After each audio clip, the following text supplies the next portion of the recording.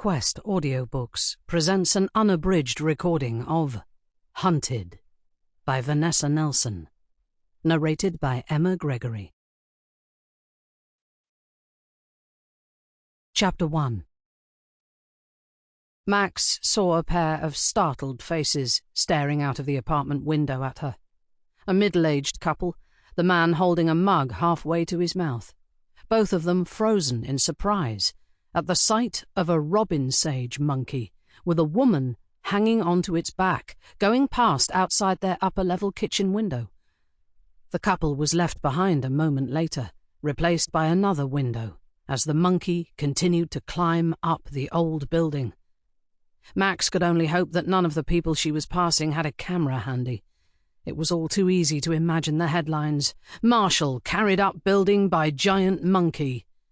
She had had more than enough media exposure to last her a lifetime. Max wrapped her arms more tightly around the creature's slender torso. The monkey was moving without hesitation, using the gaps and texture of the stones for grip.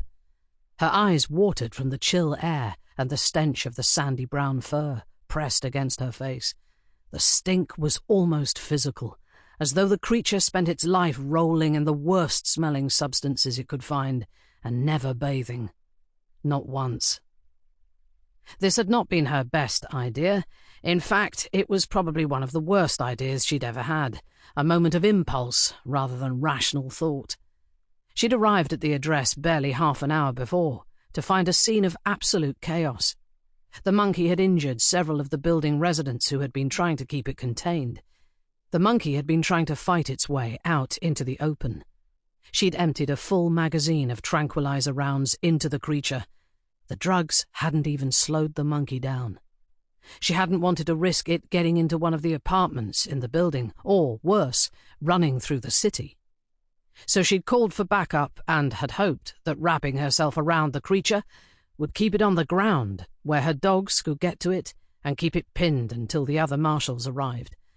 Instead, it had taken off up the side of the building, and now she was just hoping that it didn't fall off and take her with it, plummeting the 4 stories to the ground.